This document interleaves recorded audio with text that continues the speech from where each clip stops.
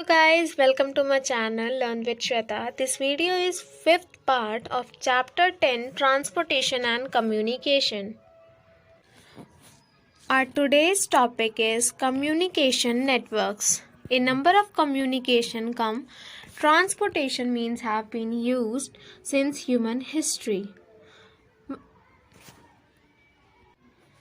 For example, messages were delivered by beating drum or hollow tree trunks, giving indication through smoke or fire or with the help of fast runners. पहले के time पे जब history मतलब पुरातन समय में जो हमें मैसेजेस पहुंचाने होते थे किसी भी जगह पे या किसी को भी, तो वो ड्रम्स को बजा के और उसके द्वारा हम अपने मैसेजेस को एक जगह से दूसरी जगह पहुंचाते थे।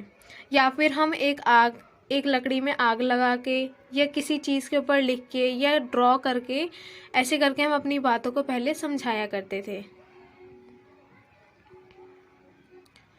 Developed in the field of science and technology brought many revolutionary inventions in means of communication like post office, telegraph, printing press, telephone, satellite, etc.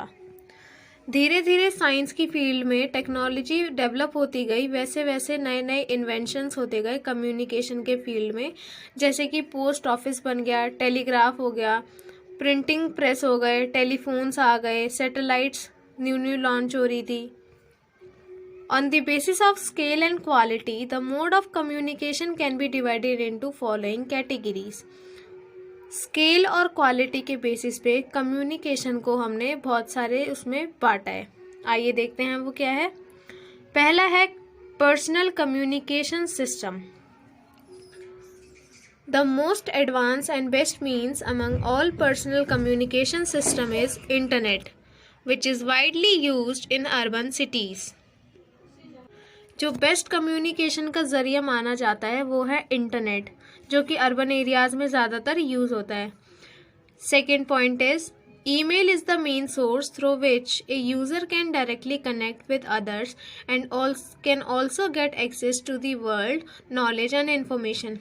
Email एक ऐसा सोर्स है जिससे कि एक यूज़र दूसरी बाकी कंट्री के कहीं के भी लोगों से बातचीत कर सकता है और अपनी इन्फॉर्मेशन और नॉलेज को एक जगह से दूसरी जगह ट्रांसफ़र कर सकता है। Second is mass communication system radio. Radio broadcasting was started in 1923 by radio club of Bombay. Radio broadcasting जो है वो 1923 में शुरू हुआ था रेडियो क्लब बॉम्बे में। Within short time, it gains immense popularity and became a part of every household in India. बहुत ही कम समय में रेडियो जो है बहुत ज़्यादा पॉपुलर होने लगा था और इंडिया में हर एक घरों में रेडियो को रखा ही जाता था। After seeing its popularity, the government of India in 1930 took the control of this mode of communication under Indian Broadcasting System. जब इंडिया के गवर्नमेंट ने देखा कि रेडियो की पॉपुलैरिटी धीरे धीरे बहुत ही बढ़ती जा रही है, तो 1923 में रेडियो को उन्होंने अपने अंडर ले लिया था। रेडियो जिसके अंडर आया था उसका नाम है Indian broadcasting system. It was changed to All India Radio in 1936 and to Akshvani in 1957. अब रेडियो का नाम चेंज हो गया था, 1936 में रख दिया गया था ऑल इंडिया रेडियो और 1957 में Akashvani. It broadcast various programs related to information, education, entertainment and special news bulletins on special session of Parliament and state legislature. ये जो रेडियो है उसमें अलग अलग प्रोग्राम्स के बारे में बताया जाता था, ठीक है। ये हमें इंफॉर्मेशन देता था किसी भी चीज़ से रिलेटेड, एजुकेशन से रिलेटेड, एंटरटेनमेंट से रिलेटेड। इसमें स्पेशल न्यूज़ भी आती थी और स्पेशल सेशंस जो होते थे पार्लियामेंट और स्टेट लेजिस्लेचर में, उसके बारे में भी हमें इसमें पता चलता था। नेक्स्ट इज टेलीविज़न और we can say that TV. Television broadcasting has emerged as the most effective audio-visual medium for disseminating information and educating masses. TV एक ऐसा ब्रॉडकास्टिंग मीडियम है जो कि बहुत ज़्यादा ही इफ़ेक्टिव है। इसमें हम सिर्फ सुनने के साथ साथ देख भी सकते हैं।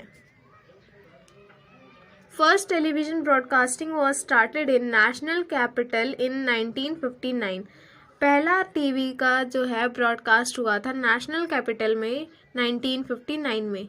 Till 1972 it was only urban place where TV services were available.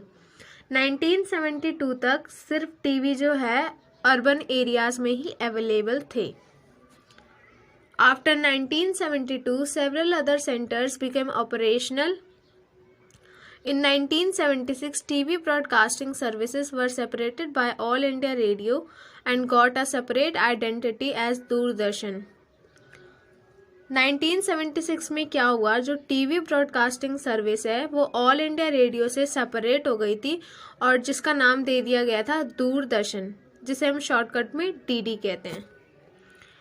Its revolutionary development began after the launch of INSATIA National Television D1, when common national programs CNP were started for the entire network and its services were extended to the backward and remote rural areas.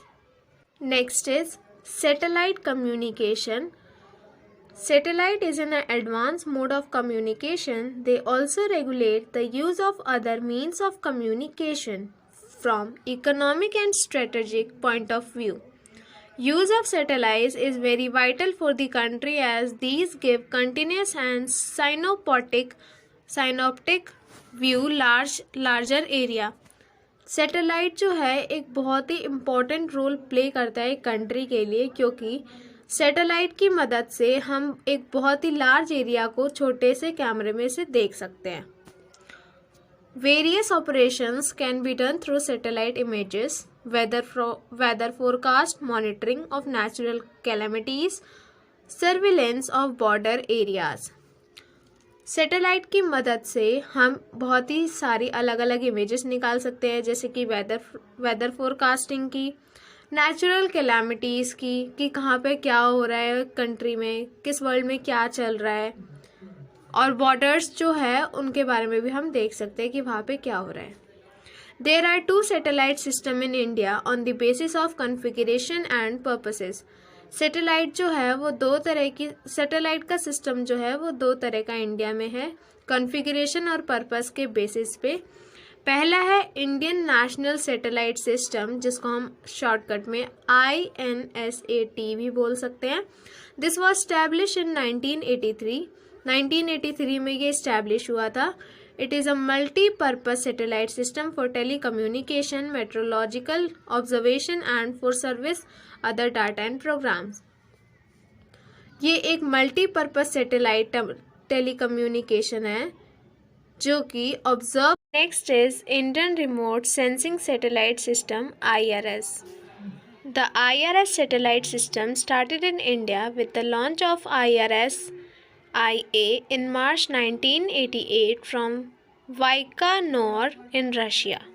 India has also developed her indigenous launching vehicle PSLV, Polar Satellite Launch Vehicle.